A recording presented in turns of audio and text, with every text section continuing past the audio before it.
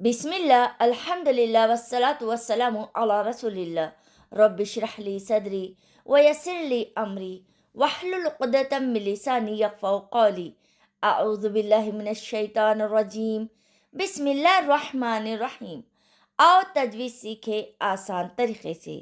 सबक number 2B को लेते हैं, जिसमें हम प्रैक्टिस करेंगे अऊज़ु बिल्लाहि से। तो चले आगे बढ़ेंगे। तजवीद क्या है? मखारिज व सिफ़ात और तिलावत के दीगर क़वाइद का लिहाज रखते हुए कुरान को पढ़ना तजवीद कहलाता है। चलिए अब हम शुरू करते हैं आऊज़ु बिल्लाहि को, जिसमें हम पहली लाइन में देखेंगे मखारिज की गलती को और दूसरी लाइन में देखेंगे हम सिफ़ात और क़वाइद की गलती को। तजवीद टिप 3 आपको याद है? उस टिप के मुताबिक हम सिलेबल को लेकर पढ़ेंगे, क्यों ना कि अक्सर लोगों से इसी में गलती हो जाती है। तो चलें एक एक सिलेबल को लेंगे। पहले हम हमज़ा को लेंगे, फिर उसके बाद ऊ को लेंगे, फिर उसके बाद ज़ू को लेंगे। हमज़ा को कैसे अदा करेंगे? हल्के से झटके से। हमज़ा को हल्के से झटके से शुरू कीजिए, ज़्यादा मत खींचिए। क्यों?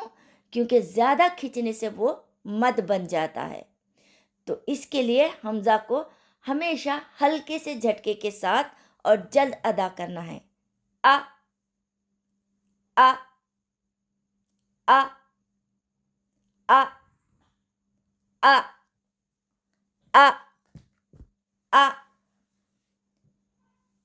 फिर हम लेंगे रू को, यानी जिसमें हम आइन के मखरज को भी देखेंगे और इसमें वाव मद भी है, तो हम वाव मद का भी ख्याल रखेंगे। वाव साकिना है, उससे पहले वाले हर्फ पर पेश हो तो वो वाव मद कहलाता है, तो हम इस वाव मद को भी देखेंगे। उ, उ,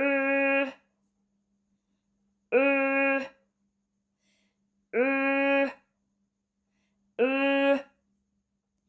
फिर हम ज़ू को लेंगे।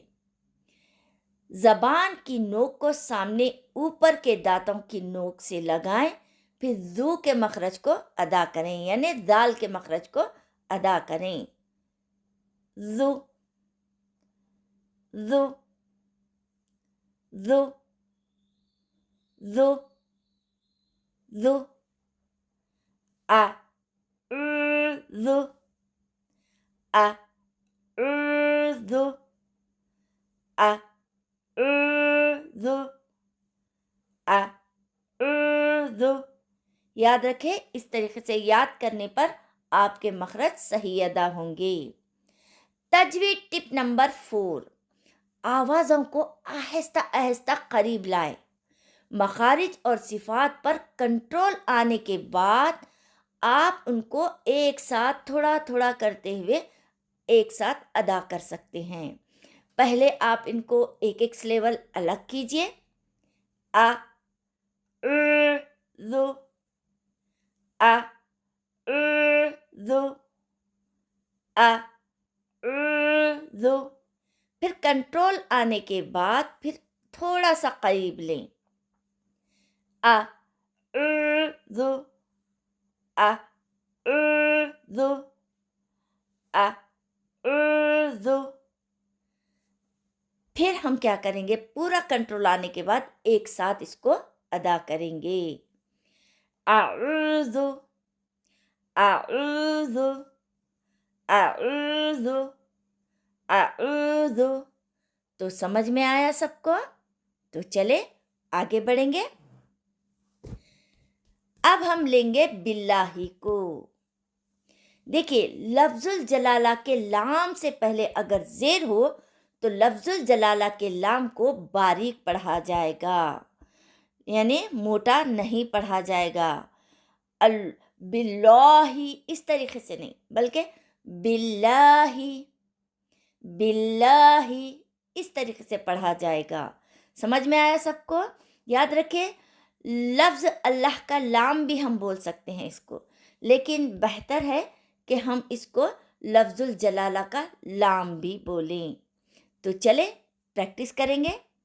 बिल्लाही बिल्लाहि, बिल्लाहि। तो समझ में आया सबको? जी, तो चले आगे बढ़े। चलिए अब हम आऊज़ु बिल्लाहि की प्रैक्टिस करेंगे।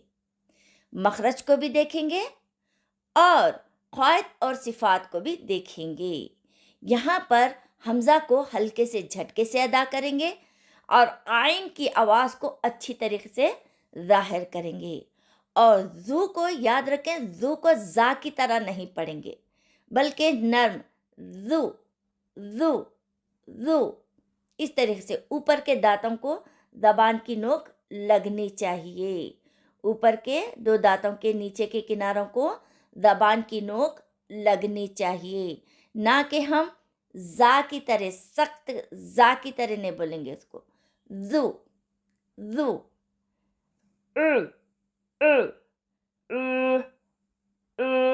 वाव मद होने की वजह से इसको दो हरकत के बराबर खींचा जा रहा है। याद रखें, क़वाइद का भी ख्याल रखेंगे। फिर लाम यानी लफ्ज़ुल जलाला के लाम को हम बारीक पढ़ेंगे। लफ्ज़ अल्लाह के लाम को हम बारीक पढ़ेंगे। आऊज़ु आऊज़ु बिल्लाहि बिल्लाहि, आऊज़ु बिल्लाहि आऊज़ु बिल्लाहि आऊज़ु बिल्लाहि।